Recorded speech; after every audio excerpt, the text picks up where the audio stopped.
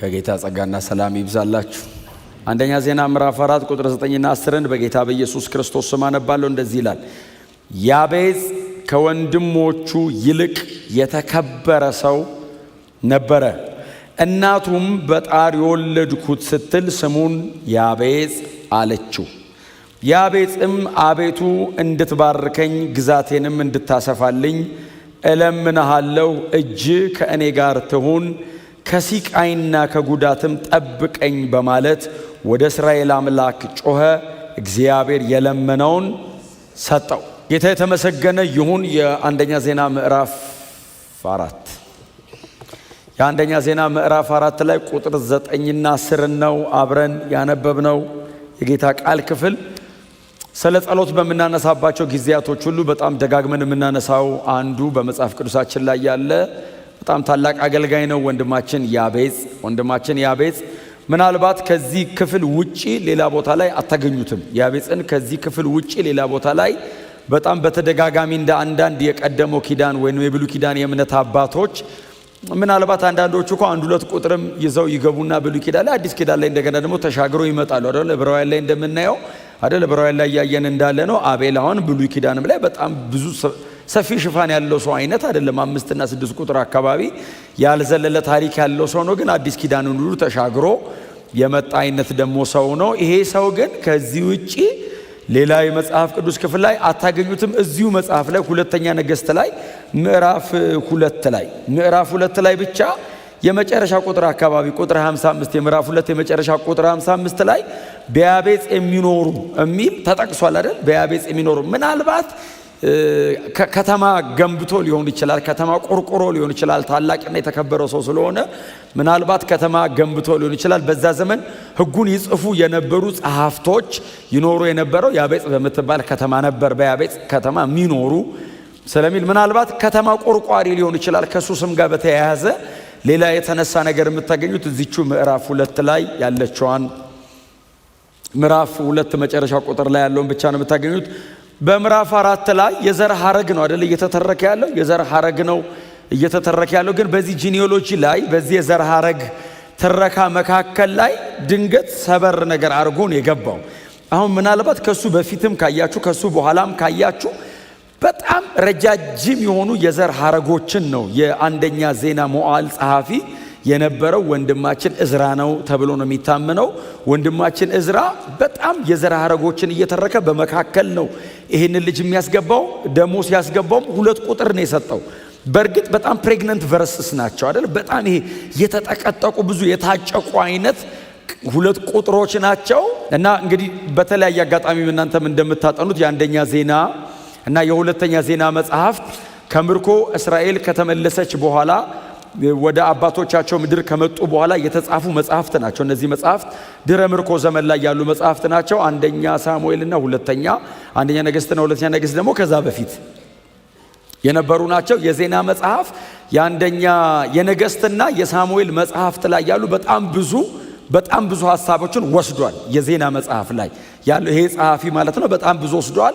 የኤርምያስ ትንቢት፣ የኢሳይያስ ትንቢት፣ የተለያዩ የብሉይ ኪዳን መጽሐፍትን በጣም ይጠቀማቸዋል። ለመጽሐፉ ግብአት አድርጎ ለሚያነሳው ትረካ በጣም ይጠቀማቸዋል። እነሱም ብቻ ሳይሆን በዛ ዘመን ደግሞ የነበሩ በጣም ታማኝነት የነበራቸው የነገስታት ታሪክ ያለባቸው መጽሐፍቶችን አንዳንዴ ደግሞ ስሞችን ጠቅሶ የነብዩ ሳሙኤልን ስም የነ ኢሳይያስ አይነት ስሞችን ሜንሽን እያደረገ የነሱን ሁሉ ኮት እያደረገ እዚህ መጽሐፍ ላይ ይጠቀማል። መጽሐፉ የነዚህ መጽሐፎች ሁሉ ውቅር እስኪመስል ድረስ በጣም ብዙ መጽሐፍትን ይጠቀማል። ግን አንዳንድ በሚያነሳቸው መጽሐፎች ላይ ያሉ ታሪኮችን ኤዲት አድርጎ ያስገባቸው ሁሉ ይመስላል። ለምሳሌ አሁን ሳሙኤል ላይ ያለው ዳዊትና ዜና ላይ ያለው ዳዊት ተመሳሳይ አይደሉም አይደል? አሁን በእርግጥ ዳዊት ነው በሳሙኤል ላይ የተቀመጠ በጣም ሰፊ ሽፋን ያለው ዳዊት ዜና መጽሐፍ ላይ ሲያመጣው በጣም አስተካክሎ በጣም የተመረጠ ታሪክ ብቻ ወስዶ ነው አንደኛ ዜና ላይ ዳዊትን የሚያስገባው።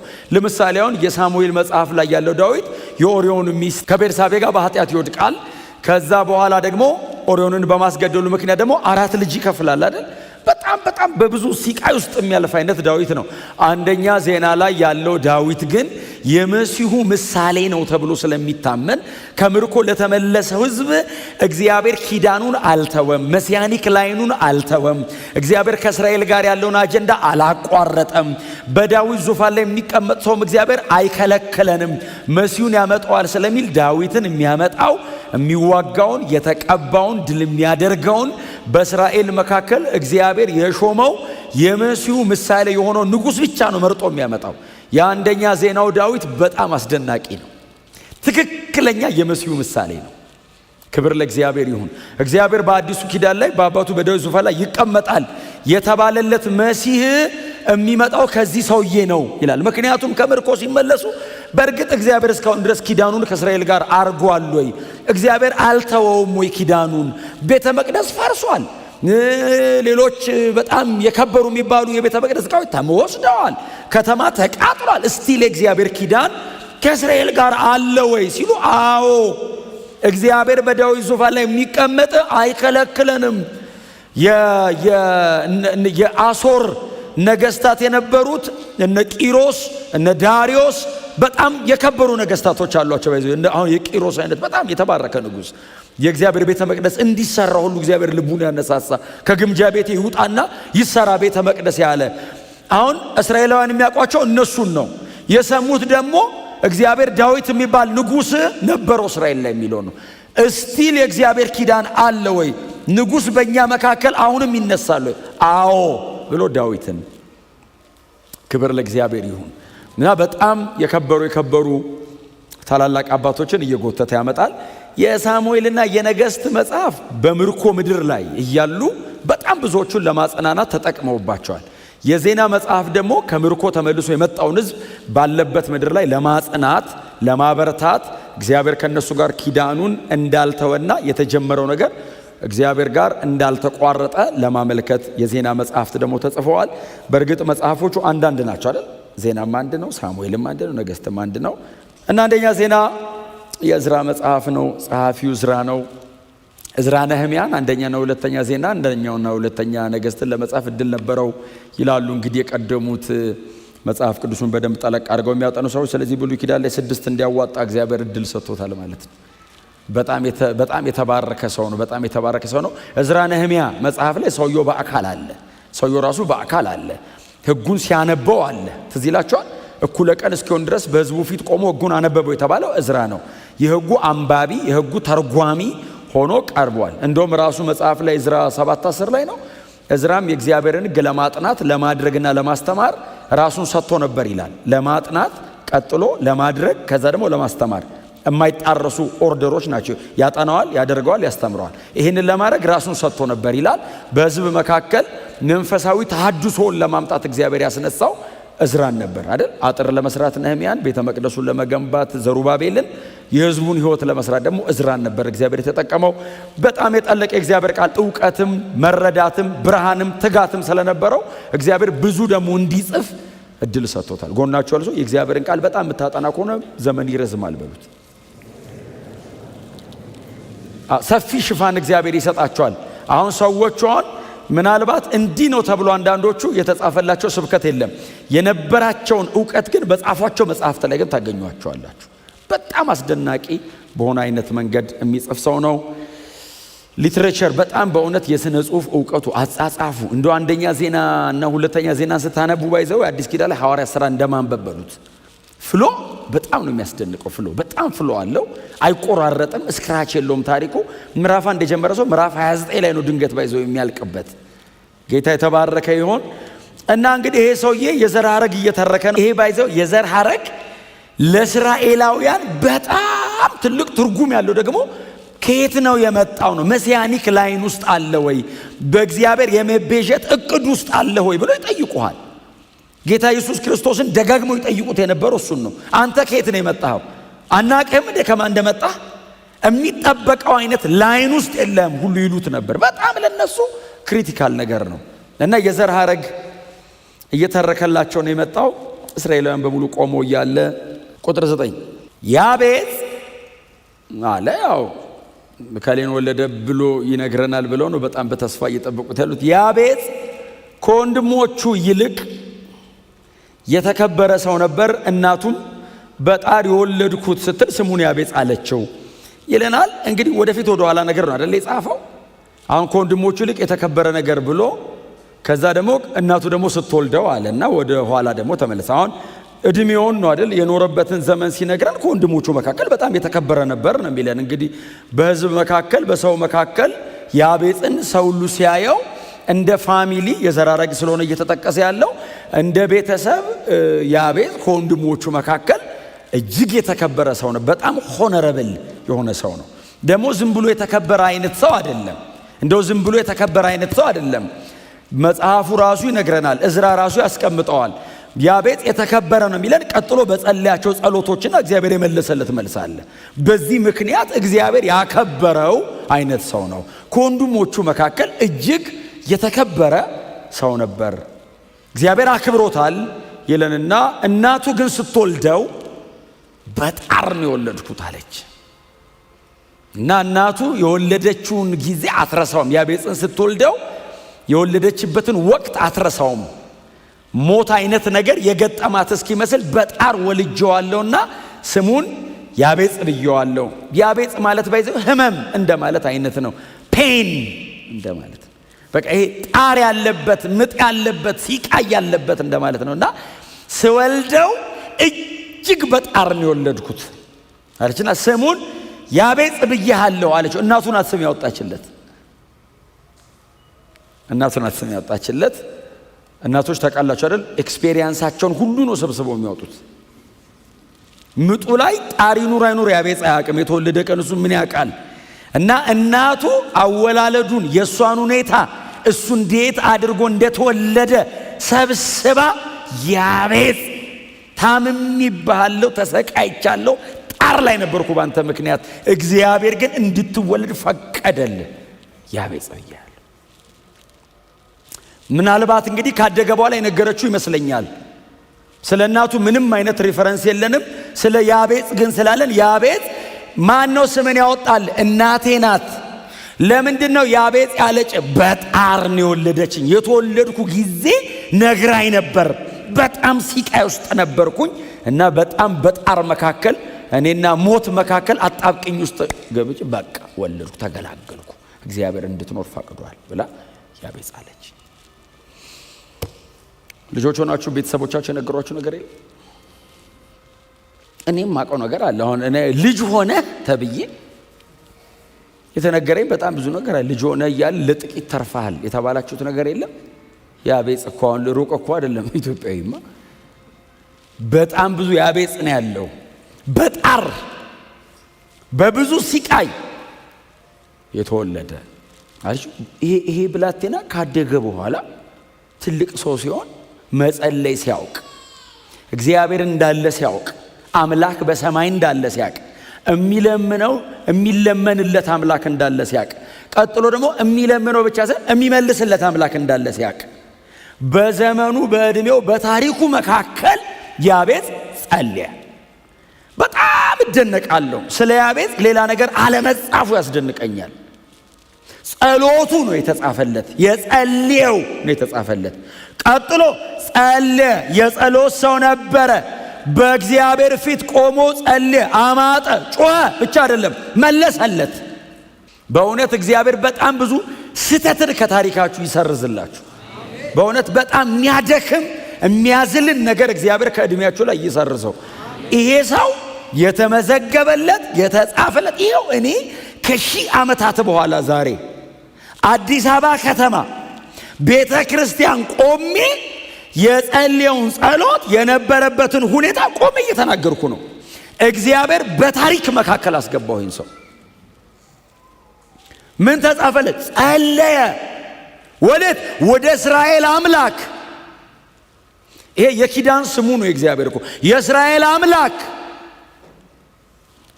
አለ በሰማይ አለ። ማን ነው? የእስራኤል አምላክ። ሲጸለይ ይሰማል፣ ቀጥሎ ይመልስልኛል።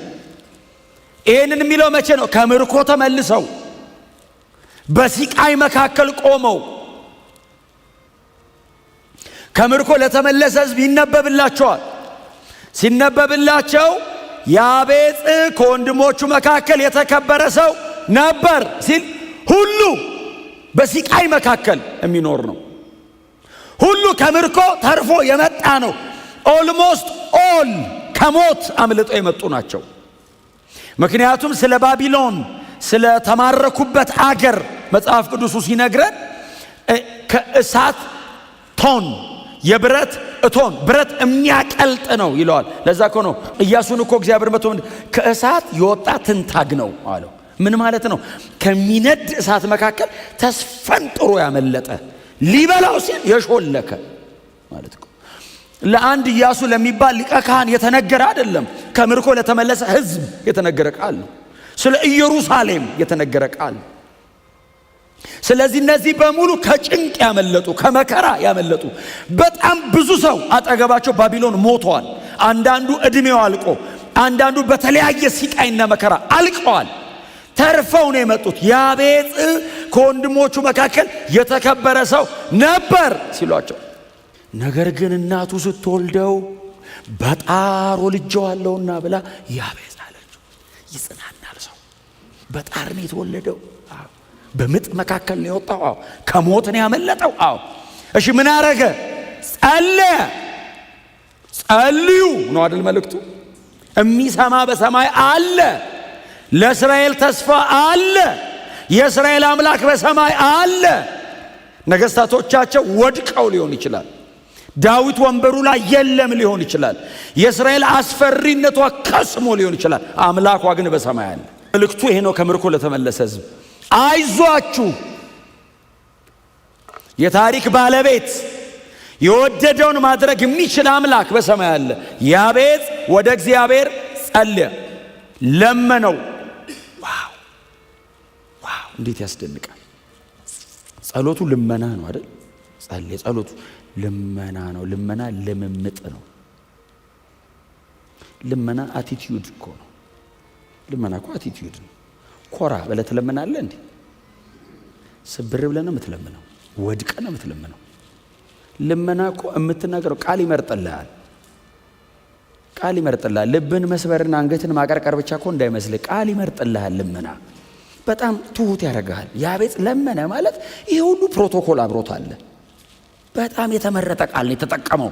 አክብሮ የእስራኤል አምላክ አለው። እግዚአብሔር ይመስገን፣ የእስራኤል አምላክ አንተ አለ። እለምንሃለሁ ምጣለው ልመናው ላይ። በጣር ነው የተወለድኩት። ማንም ተከትሎኝ ታሪክ ሊሰራ የሚችል የለም። አንተን ነው መለመንህ ነው ያለው። ከጸለይን አይቀር እንደዚህ ነው መጸለይ። በእውነት እግዚአብሔር የሚንቀሳቀስበት ጸሎት፣ እግዚአብሔር የሚመልሰው ጸሎት። ልጁ ጄኒውን ስለሆነ ነው እግዚአብሔር መለሰለት። ይለ ጄኒውን ነው ያክብያብ ጄኒውን ነው። ኮናቸው ያለው ሰው እግዚአብሔር ለምነው ይመልስልሃል በሉት እስቲ። ይሄን መልመድ ጥሩ ነው። በእውነት ነው የምነግራችሁ፣ መልመድ ጥሩ ነው። ልመና አለመቻል ውስጡ ስላለው፣ ልመና ራስን ማዋረድ ትህትና ውስጡ ስላለ፣ የልብ መሰበር ውስጡ አለው ልመና። ይሄንን መልመድ በጣም ጥሩ ነው። እንደ ክርስቲያን እንደ እግዚአብሔር ሕዝብ እኔ ስለምን እምለምነውን አክብሬ ነው የምለምነው። ተሰብሬ ነው የምለምነው። ዝቅ ብዬ ነው የምለምነው። ቀጥሎ የሚሰጠኝ እንዳለ አውቄ ነው የምለምነው። የምቀበለው ነገር አለ። ስለምነው ሰጪ ነው፣ ተቀባይ ነኝ። ባዶ ነኝ፣ ሙሉ ነው። ይችላል፣ አልችልም። እርሱ ብቁ ነው፣ እኔ ምንም ነኝ። እግዚአብሔር አምላክ ነው፣ እኛ ባሮቹ ነን። አሜን ነው። ልጅነታችን የሚቀድም ባሮች ነን እኮ እኛ። ኦፍኮርስ በክርስቶስ ኢየሱስ በኩል ልጆች ነን፣ ግን ባሮቹ ነን፣ አገልጋዮቹ ነን። ይህንን ደጋግሜ ተናገረ። ሰርቫንት ብቻ አይደለንም። የእግዚአብሔር እኮ አገልጋይ ብቻ ሳይሆን ባሪያ ጭምር ነን። ዋጋ አውጥቶ የገዛኝ ባሪያው እና ያለሱ መብላት መጠጣት አይደለም መኖር ነው የማንችለው። የጌትነቱ መጠን በእኔ ህይወት ላይ መወሰን ይችላል። በዚህ መጠን አክብሮ ነው እየለመነው ያለው። በዚህ መጠን የሚገባውን ክብር ሰጥቶት እየለመነ ነው። ለመነው፣ እግዚአብሔርም የለመነውን ሰጠው። እግዚአብሔር ይመስገን። ለመነው ብቻ ቢሆን ራሱ በቂ ነው። ባይዘው እግዚአብሔርን የመለመን እድል ማግኘት ራሱ በቂ ነው። ሰጠው እኮ አድቫንስ ነው። እግዚአብሔር ፌቨራብል ነው አለው። በቃ ሞገስ አግኝተሃል አለው። ልመና ነው። እሺ አለው እግዚአብሔር። እሺ አለው። ያቤጽ ምንም ያህል ዓመት እንደኖረ መጽሐፍ አይነግረንም። በኖረበት ዘመን ሁሉ ግን የተጻፈለት አንድ ጉዳይ ይሄ ነው። ለመነው። እግዚአብሔርም የለመነውን ሰጠው። ምንድን ነው የለመነው? ቁጥር 10 አቤቱ መባረክን ባርከኝ። ጸልዩ እስቲ በእውነት በግላችን በእግዚአብሔር ፊት እንውደቅ። የጸሎት ሕይወት በእግዚአብሔር ፊት መውደቅ መቻል፣ መንበርከክ፣ መቆየት፣ መጸለይ።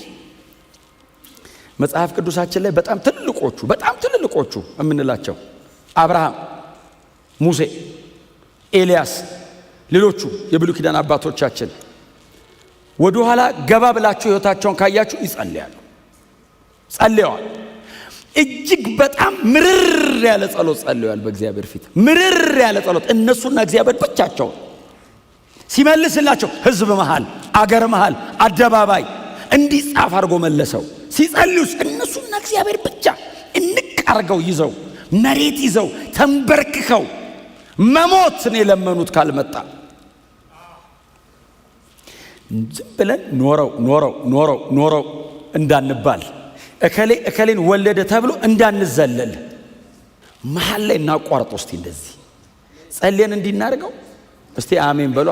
በእውነት እንደዚህ ብለው ጸለዩ ይበል እስቲ የሚቀጥለው ትውልድ ይሄን ትውልድ ሲያስብ፣ እኛን ሲያስብ፣ ልጆቻችን ሪፈረንስ ፖይንት ይኑራቸው። እስቲ አባቴ ወደ ሕያው እግዚአብሔር ይጸልይ ነበር እና እጸልያለሁ እኔም ይበሉ። እስቲ ጸሎትን አጋብተን እንሂድ።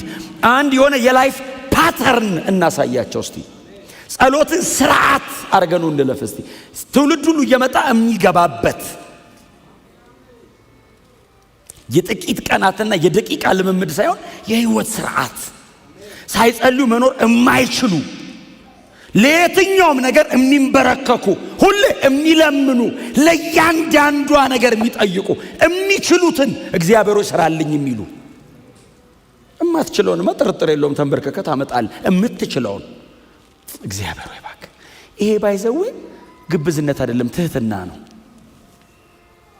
እስቲ ጮክ በሉና ጌታ ይረዳኛል እጸልያለሁ በሉ እስቲ። ምክንያቱም በጣም ቀላል ያልሆነ ነገር አንዱ ጸሎት ነው።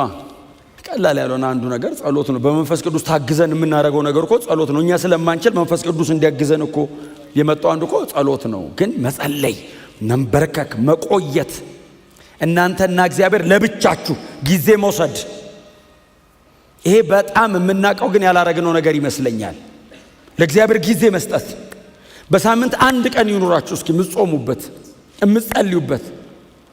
እየጾምኩ ነው ለማለት ሳይሆን የምትጾሙት እናንተና እግዚአብሔር የምትገናኙበት፣ በእርግጥ በእግዚአብሔር ፊት የምታቀርቡት ነገር ይዛችሁ የምትመጡበት። አምልኳችሁ፣ ምስጋናችሁ፣ ቅድም እንደሰማነው ውዳሴያችንም ሊሆን ይችላል፣ ጥያቄም ሊኖረን ይችላል። እግዚአብሔርን ስለ ምድር የምንለምነው ጉዳይ ሊሆን ይችላል፣ ስለ ቤተ ክርስቲያን፣ ስለ ግል ሕይወቴ ሊሆን ይችላል። አንድ ቀን ግን ይኑረን እኛና እግዚአብሔር በደንብ ጊዜ የምንወስድበት።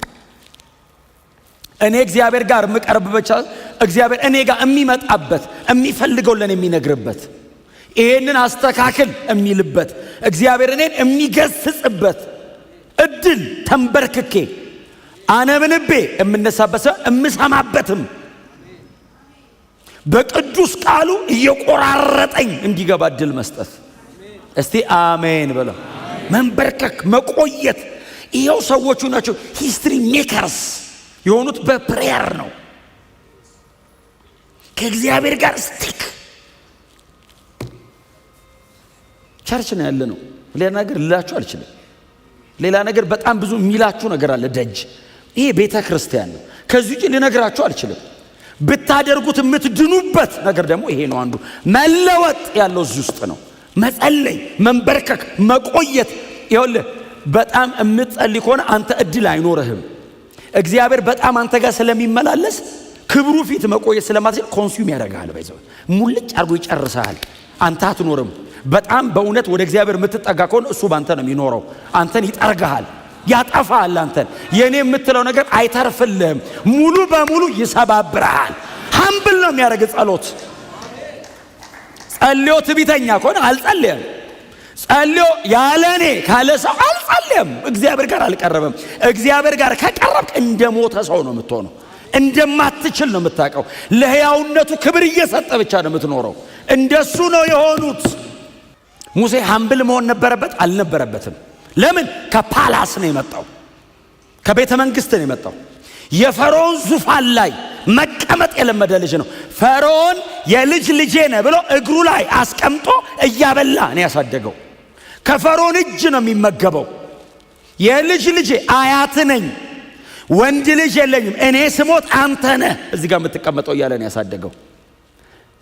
ቀጣይ ፈርዖን ነው የመጣው። መንገድ ፕራይድፉል ሊያደርገው ይችላል። ትዕቢተኛ፣ ቀና የሚል አታቀኝም እኔን ከየት እንደመጣው የሚል እንደዚህ አይነት አይደንቲቲ እኮ ሊያመጣበት ይገባ ነበር። ሙሴ እኔ ውስጥ እግዚአብሔር መጣ እንደ ባሪያ እንደ ሙሴ ትሁት ምድር ላይ የለም ማለት ለምን? ተጠጋዋ እግዚአብሔርን። ዘጸአት 3 ላይ ጥግት አለው። ይህንን ራእይ ልመለከታለሁ። እግዚአብሔር መጀመሪያ ያደረገው ሰበረው። ሰውየውን የቆምክበት ቦታ ቅዱስ አውልቅ ጫማ አለ። ይሄ ፈርዖን ቤት መሰለ ዘው ለምገባው አለ። አውልቅ ጫማውን አወለቀ። ወለቆልክ አረገ። ቆመ። እየተንቀጠቀጠ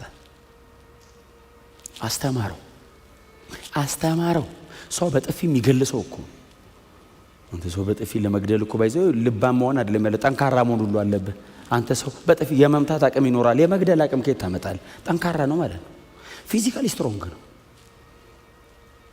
ፈርዖን ቤት የታጠቀውን እግዚአብሔር ጋር ሲመጣ አወለቃት።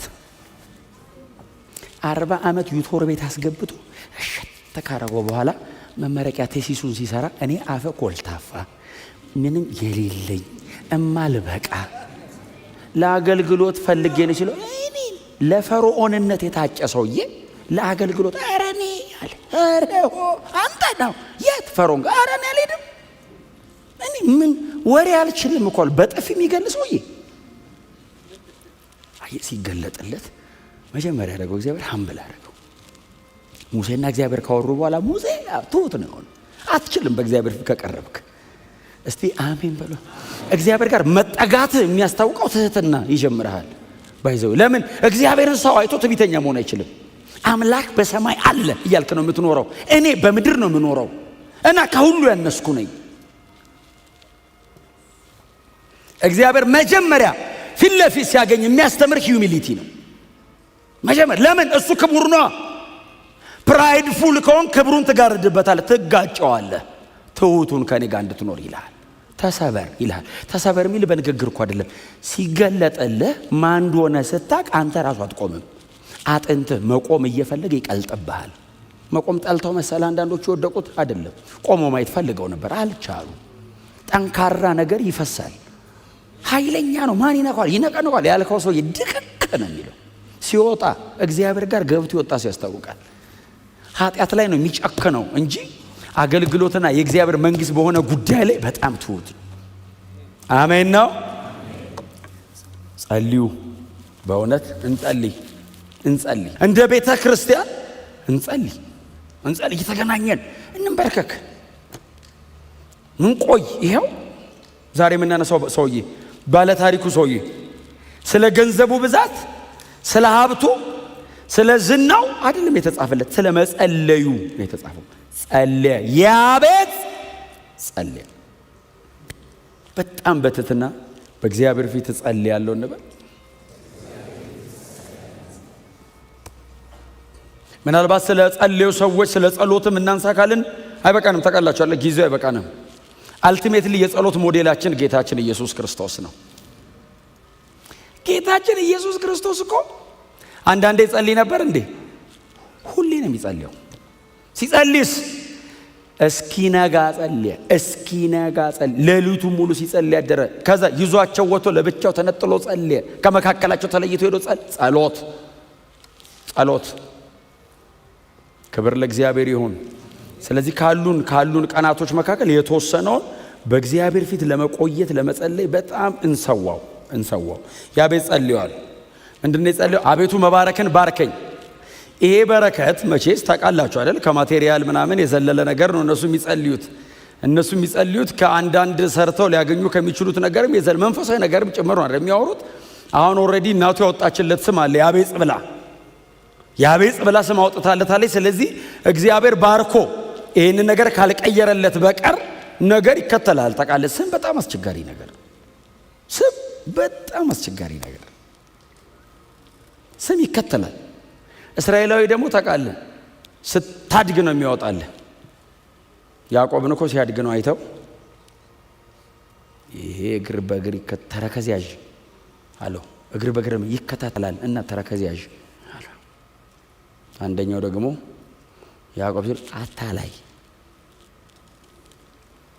ሲያድግ አይተው ስሙ ተከተለው እኮ እግዚአብሔር መጥቶ እኮ ነው የሰበረለት እስራኤል አለው። ተረከዝ ያዥ አታላይ እንደ ስሙ ያዕቆብ ነው አይደል ያለው። ኤሳው እንደ ስሙ ነው አለ። ተጣብቋል ላይ ያለው ይታቃል። ካራክተሩን ፍሬም አደረገው ስሙ እና ዴስቲኒውን ደግሞ ፍሬም እንዳያረግበት እግዚአብሔር መሃል ገባለት። ከዛሬ ጀምሮ እስራኤል ብዬሃለሁ። የነቢያት መጽሐፍ ላይ የፈጠርኩ ያዕቆብ የሰራው እስራኤል ሆይ፣ ያኛው የተፈጠረ ነው፣ ይሄኛው የተሰራ ነው። ያንን ጨፍልቄ ነው የገነባሁት። ስለዚህ ይሄኛው ሰው አንዱ ሪናውንስ እያደረገ ነው ያቤጽ እና ይሄ ሌብል ተደርጓል። በጣር የተወለድክ፣ በምጥ የተወለድክ፣ እናትን አሰቃይተ የወጣ ሲሉት ይህንን ሌብል ኦቨርካም ማድረግ አለበት እና ባርከኝ። ጣር እየተከተለኝ ነው። እናቴ የጣር ሰው ብላኝ፣ ከሞት የተረፈ ብላኝ። ይህ ወጥመድ በወጥመድ ነኝ። ሳመልጥ ነው የማገኘው ራሴን ሁሉ ስሾልክ ለሞት ስለምተርፈው። ለምን? ከጣር የተረፍክ ነው ስሜ። ጣር አያጣኝም። አቤቱ መባረክን ባርከኝ። በጣም ምጽናናው እግዚአብሔር የለመነውን ሰጠው የሚል መጨረሻ ላይ አለ። አቤቱ መባረክን ባርከኝ ሲለው እግዚአብሔር እሺ፣ ይህን ሌብል የተደረኩበትን ነገር የምታወቅበትን ነገር ዘመኔ ላይ የተቀመጠው ነገር እባክህ ስበርልኝ። የጣር ሰው የምጥ ሰው ህመም ስበርልኝ። እግዚአብሔር እባክህ ባርከኝ። ባርካለሁ። እግዚአብሔር ባረከው። ስፒሪቹዋሊ መንፈሳዊ በሆነ ነገርም እግዚአብሔር ይህንን ሰው ባረከው። ብሉይ ኪዳን ላይ በርግጥ በጣም ብዙ ጊዜ በረከቶች የሚቆጠሩት በከብቶቻቸው ብዛት፣ በርስታቸው። ግን የዚህን ሰው ጸሎት ግን በደንብ እናንተ ጊዜ ወስዳችሁ ካነበባችሁት ከመሬት ላይ ካለው ነገር የዘለለ ነው ጸሎቱ። ከዚያ ከሚታየው መሬት ላይ ካለው ሌላውም ሰው ዝም ብሎ ከሚያግበሰብሰውና ከሚሰበሰበው የዘለለ ጸሎት ነው የሚጸልየው። አቤቱ መባረክን ባርከኝ ሲል የእግዚአብሔር እጅ በሰው ህይወት ላይ የምታደርገውን ነገር ነው የፈለገው። እግዚአብሔር ብቻ ሲመጣ ሊያረግ የሚችለውን ነገር ነው የተለመነው። ወደ ጎን ሄዶ ፈልጎ የሚያገኘው አይደለም። እግዚአብሔር ለሱ ሊሰጠው የእስራኤል አምላክ ሊያደርግ የሚችለው ነገር ነው። የእግዚአብሔር እጅ ተከፍታ ወደሱ የሚወርድ ነገር ነው የፈለገው። እጅን ተከፍታለህ የሚል ቃል አንብባችኋል። ህይወት ላለው ሁሉ ከመልካም ነገር ታጠግባለህ ተብሎለታል እግዚአብሔር። ስለዚህ አቤቱ መባረክን ባርከኝ ሲል እጅህን እባክህ ካንተ ዘንድ እፈልጋለሁ። ካንተ የሚወርድ ካንተ የሚመጣ ሰው ሊያረገው የማይችል አንተ ብቻ የምታረገው። በታሪካችሁ መካከል ማንነታችሁን መቀየር የሚችል ነገር ማድረግ የሚችል እግዚአብሔር ብቻ ነው። ስጋ ለባሽ ህይወት ላይ የሆነውን ነገር አይቶ ሊያመሰግን ሊባርክ፣ በጣም ጥቂት ደግሞ ሊያግዝህ ይችላል። ታሪክን የሚቀይር እግዚአብሔር ብቻ ነው። ማንነት መለወጥ የሚችል እግዚአብሔር ብቻ ነው። እግዚአብሔርን ብቻ ለምኑ፣ ሰው አትለምኑ። አሜን በሏ። እግዚአብሔርን ብቻ፣ ከፍቅር በቀር ዕዳ አይኑርባችሁ። እግዚአብሔርን ብቻ። አቤቱ እኔ ሰው ለምኜ ከሰጠኝ እግዚአብሔርን ለምኜ እንዴት ነው የማይሰጠኝ? ክብር ለኢየሱስ ይሁን። ስለዚህ ጥያቄው የበረከት ጥያቄ አቤቱ መባረክን ባርከኝ የሚለው የእግዚአብሔር እጅ ብቻ በሰው ህይወት ላይ ልታደርገው የምትችለው ነገር የሚጠብቅ ከእግዚአብሔር ኤክስፔክት የሚያደርግ ሰው ነው። ከእግዚአብሔር ጠባቂ ነው ያቤጽ። ከእግዚአብሔር ፈላጊ ነው። ከእግዚአብሔር ብቻ ነው የሚፈልገው። በወንድሞቹ መካከል የተከበረ ነው። ከወንድሞቹ ሌላ ነገር ጠየቀ የሚል መጽሐፍ ቅዱስ የለም። እግዚአብሔርን ጠየቀ የሚለው እግዚአብሔርን ለመነ ነው የሚለው። ምንድን ነው የለመነው? አቤቱ መባረክን ባርከኝ። ስለዚህ እግዚአብሔር በወንድሞቹ መካከል ባረከው። ወንድሞቹ አዩትና የተከበርክ ነህ አሉት። ሰው ሁሉ አዩና ከወንድሞቹ መካከል የተከበረ ነው። ለምን? እግዚአብሔር ባርኮታል። ሌላ ጸሎት ምን ጸልይ? ግዛቴን እንድታሰፋልኝ ክብር ለእግዚአብሔር ይሁን። ግዛቴን እንድታሰፋልኝ ይሄም ሰፋ ያለ ካሬ እንድሰጠኝ ነው። እንደሱ ነው ክፍሉ የሚለው አይደለም እኮ አይደል? ስፒሪቹዋል ኢንፍሉዌንስ አይደለም ይሄ መንፈሳዊ ተጽዕኖ ስፒሪቹዋል ኢንፍሉዌንስ ነው። ስፌር ኦፍ ኢንፍሉዌንስ ነው። ተጽዕኖ የሚያደርግበትን ክልል ነው። መንፈሳዊ ነገር ነው እየለመነ ያለው። አቤቱ ግዛቴን አስፋው ሲል እያወራ ያለው ይሄ እንትን ብሎኛል ጠቦኛል እንትን ጨምርልኝ አይደለም። ኦፍ ኮርስ እግዚአብሔር እሱንም ይጨምርለታል። የያቤጽ ጸሎት ግን ስፒሪቹዋል ኢንፍሉዌንስ ነው። መንፈሳዊ ነገር ነው እየጠየቀ ያለው ስቲል ከእግዚአብሔር እጅ ተዋግቼ አስለቅቃለሁ አይደለም ያለው። እግዚአብሔር ሆይ ግዛቴን አስፋው። ስፌር ኦፍ ኢንፍሉዌንስ ነው። ተጽዕኖ የምታደርጉበት ክልል ነው። ክብር ለእግዚአብሔር ይሁን። በትውልዴ መካከል አንተን አሳይቼ ልለፍ ነው። በጣም ብዙ ህዝብ ሲመለከተኝ አንተን ይመልከት። እግዚአብሔር መንፈሳዊ ተጽዕኖ ይስፋ። ህግን ተሸክሜ ስቆም ምድሪቱ ትመለከት። ግዛቴን አስፋ። ጸሎቱ ወደ እሱ አይደለም ወደ እግዚአብሔር ነው ጸሎቱ። አሁን እግዚአብሔር ቢመልስለት ሞር የሚያተርፈው እግዚአብሔር ነው፣ ያቤጽ አይደለም። ምክንያቱም ያቤጽ እየጠየቀ ያለው መንፈሳዊ ተጽዕኖ ነው። ስለዚህ እግዚአብሔር ነው የሚገለጠው በያቤጽ ጸሎት ላይ። ክብር ለእግዚአብሔር ይሁን። አሁን እንደነዚህ አይነት ጸሎቶች የሐና አይነት ጸሎቶች አይደሉ? የሐና ጸሎት እንደሱ ብትሰጠኝ፣ አሁን እኮ ስጠኝ ነው። ብትሰጠኝ ስጠኝ ነው። ከዛ መልሼ ላንተ እሰጠዋለሁ። አሁን እግዚአብሔር በሐና ጸሎት ለራሱ መለሰ። ለሐና መልሶላታል እኮ፣ ግን ለሐና ሰጣት። 9 ወር እንድትጸንሰው አረጋት። አቅፋ ጦት እስኪጥል ድረስ እንድትንከባከበው አረጋት። ከዛስ ወሰደው። ጸሎቱ ብዙ ያዋጣው ለእግዚአብሔር ነው። የያቤጽም ጸሎት እንደሱ ነው። ተጽዕኖዬን አስፋ፣ ግዛቴን አስፋ፣ ስፒሪቹዋሊ ኢንፍሉዌንሻል አረገኝ ሲል እሺ ሰጠው ነው የሚለው መጽሐፍ። ሰጠው እግዚአብሔር ለያቤጽ ሲሰጠው ከያቤጽ ይልቅ እግዚአብሔር ተጠቃሚ ነው። ለምሳሌ መጽሐፍ ቅዱሳችን ላይ አብርሃምን እግዚአብሔር መጣና እንደዚህ ያለው፣ አብርሃም አይደለም የለመነው እዚህ ጋር ያቤጽ ለምኖ ነው። አብርሃምን መጣና እንደዚህ ያለው፣ ስምህን ገናና አረገዋለሁ አለው። አብርሃም ቆም የሚል አይመስላችሁ? ከከልዳም መንደር ከኡር ተጠርቼ ከአባቱ ከዛ ሰፈር ወጥቼ ስምህን ገናና አረገዋለሁ። አዎ አብርሃም አብርሃም አብርሃም አብርሃም እንዲባል አረገዋለሁ ማለት ነው እንዴ? አይደለም። በአብርሃም በኩል የክርስቶስ ኢየሱስ በረከት ወራሽ ምናምን ይባልልሃል ነው። እና ማን ያዋጣው? እግዚአብሔር ነው ያዋጣው። አንድ ልጅ ሰጠና በዛ በኩል መሲያኒክ ላይ እንዘረጋለሁ። ከዛስ ልጅን ኢየሱስን በዚህ በኩል አመጣዋለሁ። የዚህ ሁሉ ምሳሌና ምልክት አረጋለሁ። ብለርድ እያረገብን እንድታይ አረጋለሁ። ላይን ውስጥ ቀላቀላለሁ ነው። እግዚአብሔር ለሚሰራው ስራ ሰው አገኘው ነው። ሞር ጉዳዩ ለአብርሃም አይደለም ለእግዚአብሔር ነው። እግዚአብሔር ክብሩን መካከል ያደረገ ነገር ነው የሚሰራው። ክብሩን ትቶ እኔን አይወስድም። ክብሩን አድርጎ ነው የሚያከብረኝ። እሱ ሲከብር ትከብራላችሁ ነው የሚለው። ስትከብሩ ይከብራል አይደለም የሚለው። እግዚአብሔር ሁሉ ጊዜ ቅድሚያ የሚሰጠው ለክብሩ ነው። ለማንነቱ ቅድሚያ ይሰጣል። እሱ የማይከበርበትን ነገር አያደርግም። ያዳነን ራሱ የጸጋው ክብር እንዲመሰገን ነው። ሌላ ነገር የሚጨምርልህ አይደለም። ሳልቬሽንን ራሱ እግዚአብሔር ሲሰጠው የጸጋው ክብር እንዲመሰገን። አቤት እንደ እግዚአብሔር አዳኝ አለ። ሮጠህ አመለጥክ አይደለም የምንልህ። የጸጋው ክብር እንደው እግዚአብሔር እሱንም አዳነው። አቤት አንተን እኮ ነው ያዳነ። የሚመሰገነው ማነው? በአንተ ቸርች መምጣት እሱ ነው የሚመሰገነው። እንደ እግዚአብሔር አይነት ግን መሐሪ የት አለ ይባላል። አንተ እግዚአብሔር አዳኝ ከእንትን አወጣኝ ብለህ ወዲያው ከእንትን አወጣኝ ብቻ እንድትል ነው ድል የሚሰጠህ። ከዛ አንተን ዞር አድርጎ እሱ ነው ያለው። ይሄንን ነው የሚሰራው እግዚአብሔር። ክብሩ ይቀድማል። ግን እግዚአብሔር ይከብራል ማለት አንተ ትዋረዳለህ አይደለም። እሱ ሲከብር እንከብራለን። ምን ማለት? የእግዚአብሔር መክበር ክብራችን ነው። የሆነ ቦታ ያስገባሃል አይደለም እኮ መክበሩ ራሱ በአንተ ምክንያት ክብር ነው። ከእግዚአብሔር የሆነ ነገር መቀበልና መመለስ ከዛ እንውጣ ማለት ነው።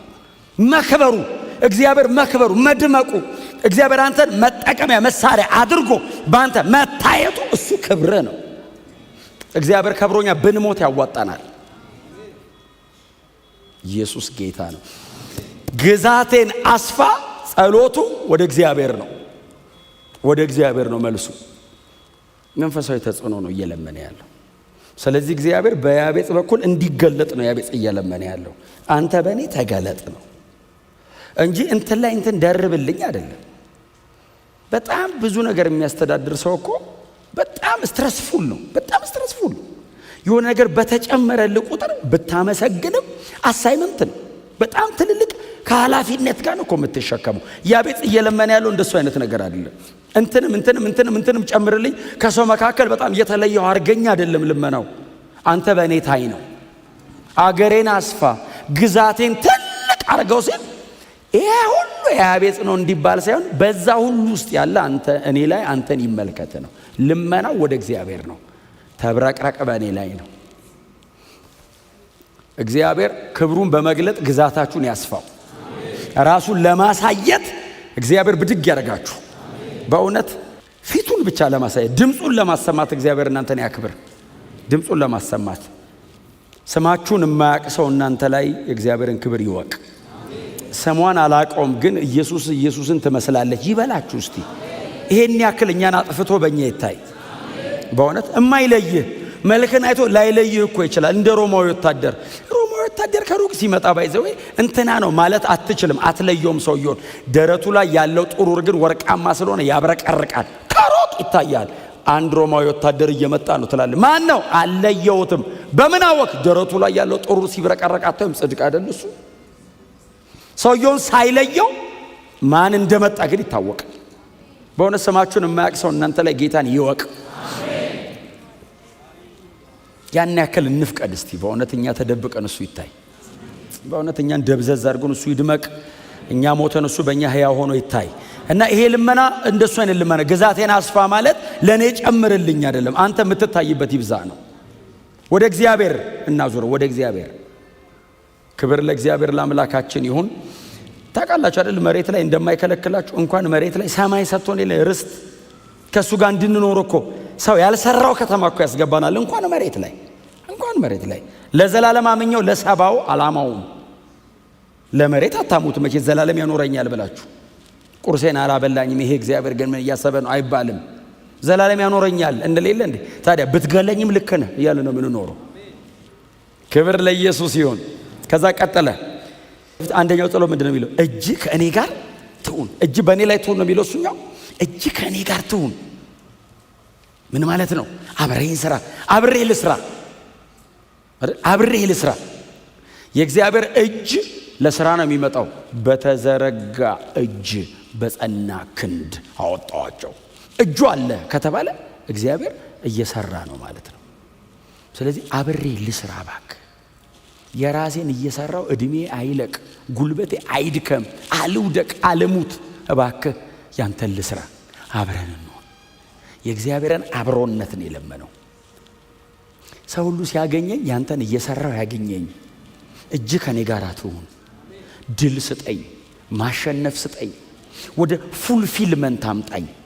ጀምሬ እኔ አልጨርሰውም። እጅ ከኔ ጋር ከሆነች ግን ያልቃል። እጅ ከኔ ጋር ትሁን። ለአባቶቻችን እግዚአብሔር የሚሰጣቸው ዋስትና በጣም ወደ አስፈሪ እንደነ ጌዲዮን አይነት በጣም ወደ አስፈሪ ነገስታት በጣም ጨካኝ ወደ ሆኑት ወደ ምድያም ሲልካቸው የሚሰጣቸው ዋስትና እኔ ካንተ ጋር ሆናለሁ። እግዚአብሔር ሆይ ምን ታረግልኛል? እኔ ካንተ ጋር ሆናለሁ። አይዞ አብሬ ነኝ። እግዚአብሔር እጁን አጠገብህ አረገ ማለት ለምልክት ነው የምትቆመው። እሱ ነው የሚሰራው። አንተ ለምልክት አለ ነው የምትባለው። መጨረሻ ላይ ሲወራስ የእግዚአብሔርና የጌዲዮን ሰይፍ ነው የሚባለው። እጅ ከኔ ጋር ትሁን፣ አብረኙን። ዞር ስል እጅህን ልየው፣ እየረዳኸኝ እንደሆነ ልወቅ። ከኔ ውጪ ያንተ እጅ እየሰራ እንዳለ ይታወቀኝ። እጅ በእኔ ላይ ትሁን። ከኔ ጥረትና ሲቃይ የዘለለ ነገር ይሰራ። አንተ ስትኖር ከባዱ ይቀላል፣ ኃይለኛው ነገር ይወድቃል፣ በጣም ጠንካራው ይደክማል። እጅ ከኔ ጋር ትሁን። ያቤጽ አዲስ ሰው እንዳይመስልን የቅዱሳት መጽሐፍት እውቀት አለ። እግዚአብሔር እጁን ልኮ ከነ ሙሴ ጋር ምን እንደሰራ ያውቃል። እጁን ልኮ ኢያሱ ጋር ምን እንደሰራ ያውቃል።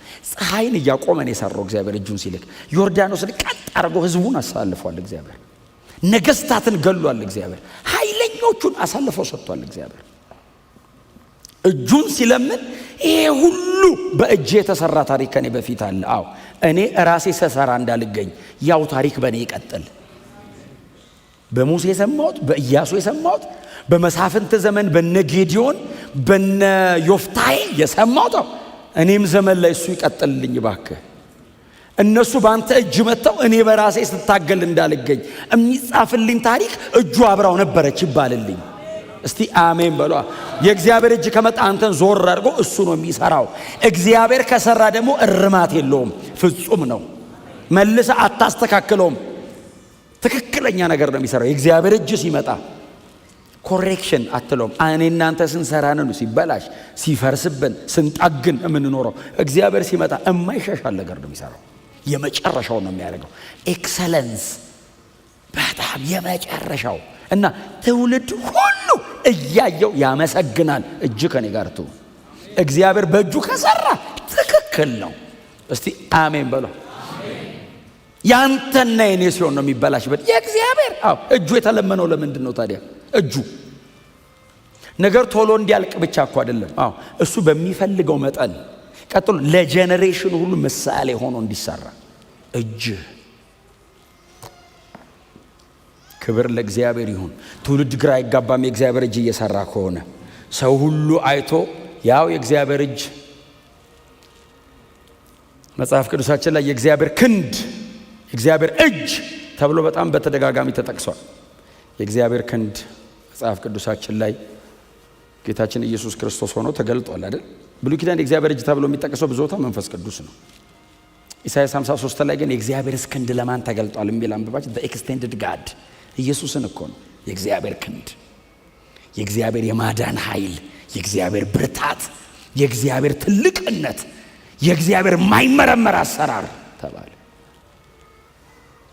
የጌታ ኢየሱስ ክርስቶስ የመስቀል ሥራ፣ ሲቃዩ፣ ሞቱ፣ መቀበሩ፣ በጣም ያሁሉ መከራው፣ ትንሣኤው፣ እርገቱ፣ ያሁሉ ክብር የእግዚአብሔር ክንድ፣ የእግዚአብሔር እጅ ተብሏልና እጅ በእኔ ላይ እጅ ከኔ ጋር ትሆናለህ። የመጨረሻው ከሲቃይና ከጉዳት ጠብቀኝ። ዋው! በእውነት እንበላተኛችን ከሲቃይና ከጉዳት ጠብቀኝ በሉት እስቲ።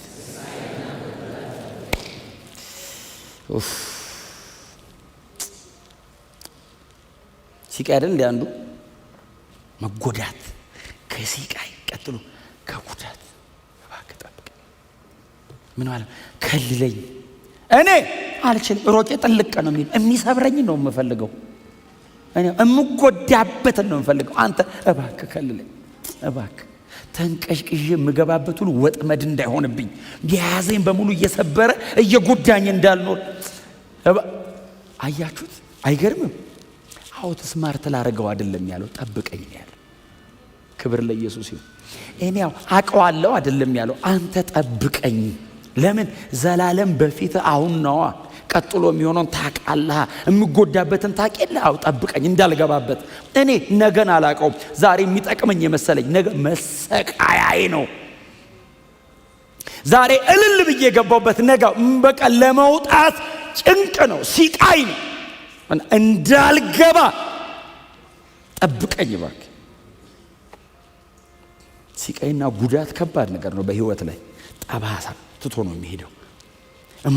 የማይፋወስ ነገር የሚመስል ሆኖ ነው የሚሄደው። ባሰባችሁት ቁጥር ፍርሃት ላይ ጥሎብ ነው የሚሄደው። በእግዚአብሔር ላይ ያለን ድፍረትን ነው የሚያሳጣ።